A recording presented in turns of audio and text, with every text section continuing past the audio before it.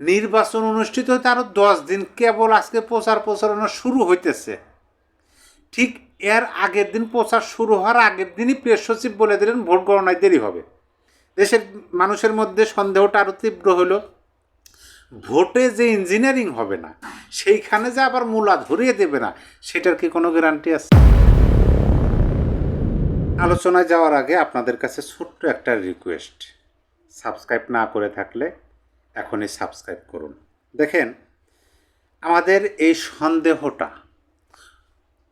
কয়েকদিন আগে থেকেই, এমন না যে হঠাৎ করে এখনই এই সন্দেহের উদয় হয়েছে, তা নয়, কিন্তু এখন আমাদের সামনে প্রমাণ আসতে শুরু করতেছে, আমাদের এই সন্দেহটাকে আরও তীব্রতর করে তুলতেছে বিভিন্ন বিষয়, বিভিন্ন বক্তব্য।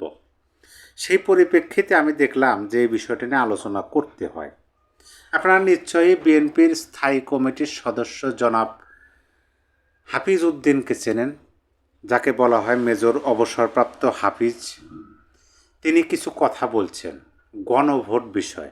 সেই কথাগুলোর মাঝেই আমার এই যে মনের মধ্যে যে সন্দেহটা, দেখেন অতীতে ডক্টর ইউনূস সরকার এই বাংলাদেশ ন্যাশনাল পার্টিকে ব্যাপকভাবে তাদের সামনে মূলা ঝোলাইছে, প্রতারণা করছে, তাদের অবস্থান থেকে সরে গেছে ম্যাটিকুলাস ডিজাইনের কারণে, জোর জবস্ত করতে হয়নি, তারা ইচ্ছাকৃতভাবে দূরে সরে গেছে। এখন নির্বাচন হতে যাচ্ছে, আর মাত্র আছে 10 দিন। এই 10 দিনের মাথায় আবার এই ধরনের প্রশ্ন। দেখেন, সন্দেহটা তো আসবে, সন্দেহ আসাটা স্বাভাবিক, এই জন্য যে এত বড় একটা কাজ হচ্ছে। ধরেন একটা নির্বাচন যদি 12 তারিখে হয়, একটা রাজনৈতিক দল ক্ষমতায় গেল, তারা সরকার গঠন করলো, তাহলে তো এই বর্তমান সরকারকে সরে যেতে হবে। কিন্তু আমরা কি জানি? আমরা জানি যে না, এই সরকার তো সরে যাওয়ার লোক না, এই সরকারে যারা আছেন তারা তো সরে যাওয়ার লোক না। তাদের যে ক্ষমতার প্রতি লোভ, আশা আকাঙ্ক্ষা, সেটা তো আমরা দেখছি। কারণ তারা অন্তর্বর্তী সরকারের দায়িত্ব নিছে, জনগণ তাদেরকে দায়িত্ব দিছে নির্বাচনের জন্য, সকল দলের অংশগ্রহণে। কিন্তু তারা বিভিন্ন ধরনের এজেন্ডা আমাদের সামনে দেখাইলো। আগে সংস্কার, তারপরে বিচার, তারপরে নির্বাচন। কিন্তু যাই হোক, নির্বাচনে একটা ডেট দিছে।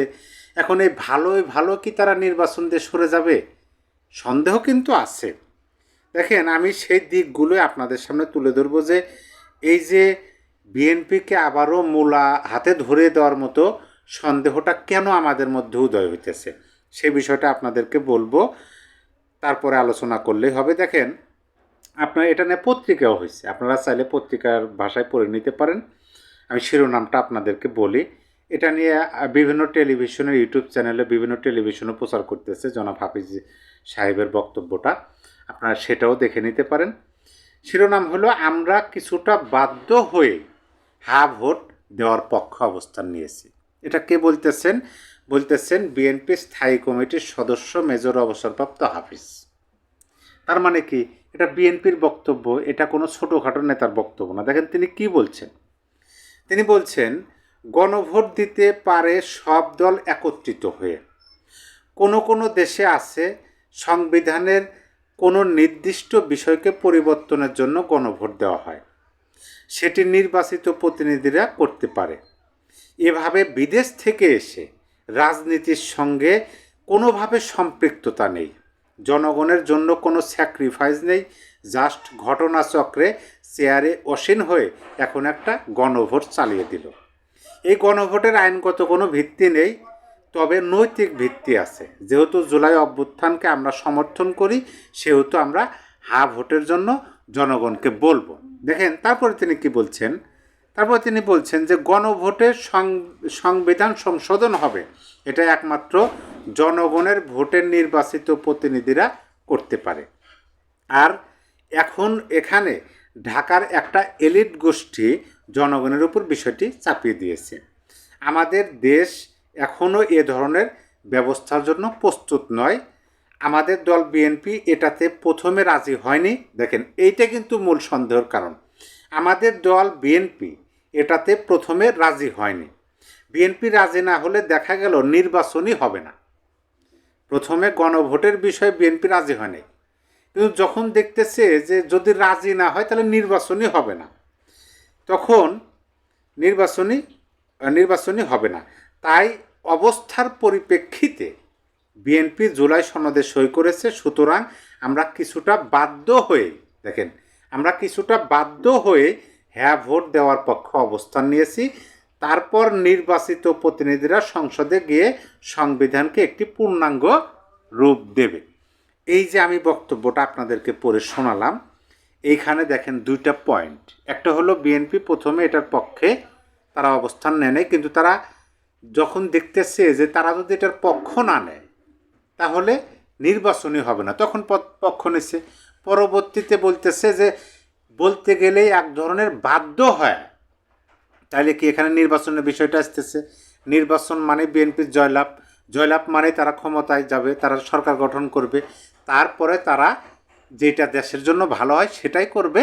কিন্তু নির্বাচনের জন্য অর্থাৎ ক্ষমতায় যাওয়ার জন্য তারা আপাতত গণভোটের পক্ষে নিছে, হা ভোটের পক্ষে, সেজন্য তারা হা ভোট দেবে। এবং পরবর্তীতে সেটা এই যে এখানে বলছেন যে তারপর নির্বাচিত প্রতিনিধিরা সংসদে গিয়ে সংবিধানে একটি পূর্ণাঙ্গ রূপ দেবেন।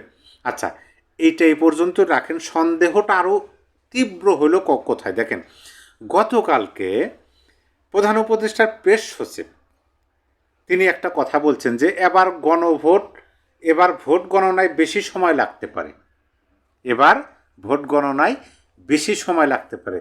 তিনি কী জন্য লাগতে পারে এটাও তিনি বলছেন, যেহেতু একই দিনে দুইটা ভোট হচ্ছে, জাতীয় সংসদ নির্বাচনের ভোট এবং গণভোট, সেই হিসাবে একটু সময় বেশি লাগতে পারে। এটা তার যুক্তিটা যে একেবারেই ফালতু একটা যুক্তি দিচ্ছেন, সেইটার মধ্যে কোনো সন্দেহ নেই। এই জন্য যদি সেরকমই আশঙ্কা থাকে, আপনি সহকারী প্রিজাইডিং অফিসার যারা আছেন, যারা ভোট গণনা করবেন, তাদের সংখ্যাটা বাড়িয়ে দেন। দেখেন, এইটা সন্দেহটা আমাদের আরও তীব্র করলো। এখন আসেন আমার এই যে বক্তব্যের পরিপ্রেক্ষিতে আমি যেটা বললাম যে আবারও কি ফাঁদে পড়তে যেতেছেন, এখানে বিএনপি ধারণা করছে কি? বিএনপি ধারণা করছে যে যেভাবেই হোক তারা গণভোট করুক, গণভোটে হা জয়যুক্ত হোক বা না জয়যুক্ত হোক, যাই হোক সেটাতে সমস্যা নাই, কিন্তু একটা নির্বাচন দরকার। সেই নির্বাচনে তারা জয়ী হবে, সংখ্যাগরিষ্ঠভাবে সংসদে যাবে, সংসদে যাওয়ার পরে তারা গণভোটে হা জয়যুক্ত হলো, না হলে তাদের উপর ডিপেন্ড করতেছে, তারা যেটা করবে সেটাই। এইটা তারা ধারণা করে আছে। কিন্তু এইখানে যে মাঝখানের যে গ্যাপটুকু সেটা আপনাদেরকে বলি। এইখানে ম্যাটিকুলাসলি দেখেন, ব্যালেট পেপারে যে একটা কারচুপি হয়েছে, ম্যাটিকুলাস ডিজাইন হয়েছে, সেই হিসাবে কিন্তু বিএনপি কথা বলছে এবং বিএনপি স্পষ্টভাবে বলছে যে এখানে একটা ইঞ্জিনিয়ারিং হয়েছে। এখন নির্বাচন অনুষ্ঠিত হতে আরও 10 দিন, কেবল আজকে প্রচারণা শুরু হইতেছে। ঠিক এর আগের দিন, প্রচার শুরু হওয়ার আগের দিনই প্রেস সচিব বলে দিলেন ভোট গণনায় দেরি হবে। দেশের মানুষের মধ্যে সন্দেহটা আরও তীব্র হলো, ভোটে যে ইঞ্জিনিয়ারিং হবে না, সেইখানে যে আবার মূলা ধরিয়ে দেবে না, সেটার কি কোনো গ্যারান্টি আছে? কারণ তাদেরকে বাধ্য করে নির্বাচনে নিয়ে গেছে, স্বেচ্ছায় কিন্তু যাইতে পারে নাই। কারণ বিএনপি চাইছিল যে একটা নির্বাচন হবে, সেই নির্বাচনটা মানে হবে, সেই নির্বাচনে বিএনপি অংশগ্রহণ করবে, কিন্তু গণভোট হবে এটার পক্ষে তো বিএনপি না। বিএনপি বাধ্য হয়েছে গণভোটের পক্ষে কখন?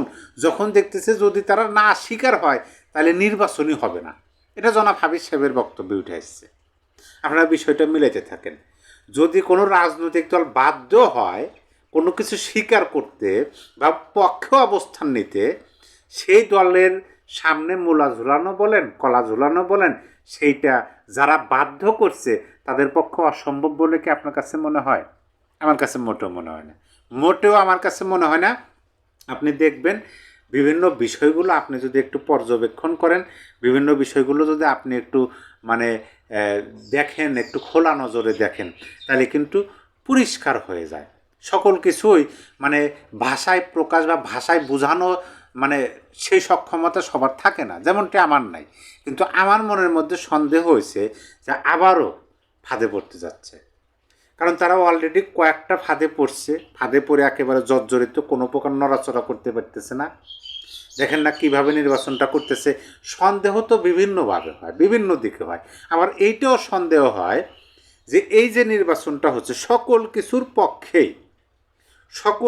পক্ষেই তারা। মানে সবাই তারা একত্রিত হয় করতেছে, কিন্তু লোক সমাজে দেখানোর জন্য যে দেখো একটা প্রতিদ্বন্দ্বিতামূলক নির্বাচন হইতেছে, অনেক প্রতিদ্বন্দ্বী, নির্বাচন জমজমাট হইতেছে, মানে এরকম একটা পরিবেশ পরিস্থিতি দেখানোর জন্য তারা ডিভাইডেডের পরিচয় দিতেছে, তারা একে অপরের প্রতি বক্তব্য ছেড়ে দিতেছে। কিন্তু নির্বাচনের ফলাফল যাই হোক, তারা মিলেমিশে সরকার গঠন করে রাষ্ট্র পরিচালনা করবে, যেন আওয়ামী লীগ ফিরে না আসতে পারে। এইটাও তো সন্দেহ হয়। এখন কোনটা ধরবো? যাই হোক, যেটাই হোক, যদি তারা এরকম করে তাহলে তো আবার তারাও মুনাফিকের কাতারে পড়ে যাওয়ার সম্ভাবনা আছে, যে যদি আপনারা এরকমই করবেন তাহলে এত এত টাকা খরচ করে আপনার নির্বাচন অনুষ্ঠিত করার কি দরকার? আবার যদি প্রকৃত যেটা আমরা দেখতেছি যে হ্যাঁ ব্যাপকভাবে দ্বন্দ্ব, দীর্ঘদিন ধরে যারা জোটে আছে, দীর্ঘদিন ধরে যারা একসাথে লড়াই সংগ্রাম রাষ্ট্র পরিচালনা করছেন একসাথে, কিন্তু এখন আমরা যেটা দেখতেছি যে ব্যাপক দ্বন্দ্ব, এটা যদি সত্য হয় তাহলে কিন্তু প্রতারিত হওয়ার সম্ভাবনা থেকে যায়। কারণ একজন নেতা অলরেডি প্রকাশ করছেন তারা বাধ্য হয়ে নির্বাচনে অংশ নিতেছে হা ভোটের পক্ষে, তাছাড়া তারা পক্ষ নিত না। তারা যদি বাধ্য না হইতো পক্ষ নিত না। তাইলে এখানে আপনি বোঝেন যে একটা রাজনৈতিক দল, যে রাজনৈতিক দল আর একটা বড় বৃহৎ রাজনৈতিক দলের অবর্তমানে তারাই সবচেয়ে বড় রাজনৈতিক দল, অথচ তারা বাধ্য হয়েছে একটা পক্ষ নিতে। ভাবুন, মানে এটা পরিষ্কার, আমার কাছে পরিষ্কার। অপশন দুইটা হতে পারে, একটা হলো যে তারা মিলেমিশে সব কিছু করতেছে কিন্তু দেশের জনগণকে বোঝানোর জন্য যে দেখো নির্বাচনটা জমজমাট হইতেছে, সেজন্য এরকম পরিস্থিতি তৈরি করছে, তারা একে অপরের প্রতি বক্তব্য দিতেছে, এটা হতে পারে। আর দুই নাম্বার হতে পারে যে যেহেতু তারা বাধ্য হয়েছে সেহেতু নির্বাচনে ফলাফলটা তাদের হাতে মূলা ধরানোর মতো পরিস্থিতি হতে পারে। আর যদি সেইটা হয় তাহলে বিশ্বাস করেন, যারা 2.0 বলতেছেন, যারা লাল স্বাধীনতা বলতেছেন, যারা নতুন বাংলাদেশ বলতেছেন, সেটাই হবে। প্রিয় দর্শক, আপনার যদি কিছু বলার থাকে অবশ্যই কমেন্ট বক্সে বলে দিতে পারেন। সবাই ভালো থাকবেন। আল্লাহ হাফেজ।